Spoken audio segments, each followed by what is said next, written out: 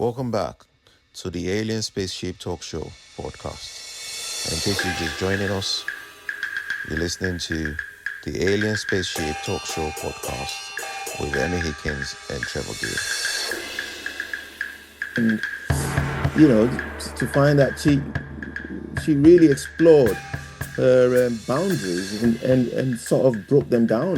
It's like there's no boundaries in my life, and then there's us that is able-bodied. Sometimes we cry about the simplest things. I've got this this condition or whatever, and it seems to be something that we seem constrained by in our efforts to excel in life. But there's somebody that has not one, not two, not three disabilities, but was able to excel despite the odds. Like I said, one thing stood out for me though. We're talking about Helen, and when I looked it up and I saw Anne Sullivan, and the role that she played, can you imagine how difficult, how challenging that must have been for her to to start to explain to somebody that she knows this is not you teaching in a normal environment. It's totally out of the norm. And in those days, they didn't even have I doubt if they had enough visual aid to the teaching. So it must have been crude teaching, like you wrote a book. There was no tablets, there was no electronic devices that you could use to say, to paint a picture or to draw an illustration to help the student. It was just all proper classroom. I'm lost for words. Incredible. It is. It's truly incredible. But I didn't actually add that. I think I said it last week, but you mentioned her achievements of what she did and so on, writing the books and traveling the world. But she actually, after her education with Anne, although they remained friends for the rest of Anne's life, and then obviously Helen died later. But Helen she went to Radcliffe College in Harvard. She went to Harvard, which is one of the Ivy League universities in America. And actually she passed her BA honours degree cum laude, which I think is Latin for with distinction. She actually got a distinction in her degree. I mean, can you imagine? She must have had a brilliant intellect to be able to not only cope and to learn about life, everything about life, and understanding philosophy, concepts, and all sorts of things without any trace of bitterness. But she had the most incredible achievements education-wise as well.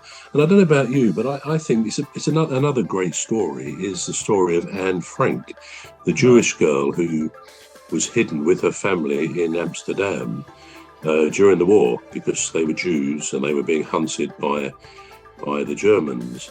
And I don't know whether you've ever read the story of Anne Frank, or again, there's a film about it.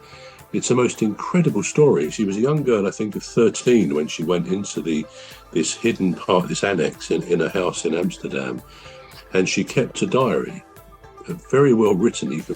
In books, you can read her diary, and they actually made a film of all that. But she became a published author, which was always her dream. Sadly, she died just before liberation. She was finally, the family were caught and arrested and sent to a concentration camp.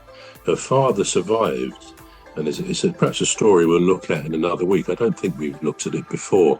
But my point there is that sometimes in life, there are people, in this case, Helen Keller and Frank, whose stories live on, almost forever, I suspect, because what they did, what they achieved was mind-blowing in various ways. And for those things to happen to Anne Frank, as I say, it's a great story to read. I actually went once to they've got a museum of the house where she was hidden in an annex with her family. and it's now a museum there. And you go up the stairs and there's a bookcase which went across the landing, and you'd never know there was like more rooms up there where the family were hidden by the very nice family, the Dutch family, who risked death if they'd been found. I don't think they were shot when the Germans actually found them, but somebody that tipped them off a couple of years later. Anyway, that is a very good story. But there are sometimes stories about people, and you look at it, and I sometimes think, yeah, that person was almost put in that situation for a reason. Why? To inspire us, to tell us that, most people have a reasonable life. We have ups and downs, pros and cons, but there are difficulties. But when you think of the difficulties that some people have faced and come through in an incredible way, then I think it's inspiring for anyone who. We're going to take a short break now. We're back shortly. You've been listening to the Alien Spaceship Talk Show with Trevor and Emmy Hikins. The Alien Spaceship Talk Show podcast is looking for sponsors. If you're a company out there looking to spread the word about the products and services you provide, please get in touch with Deepstuff Radio Podcast on info@deepstuffrecords.com, or to use the contact form on our website to contact us, please visit radio.deepstuffrecords.com. Also, if you're looking to get involved on the Alien Spaceship Talk Show podcast, reach out via our Deepstuff Radio Facebook page. Thank you.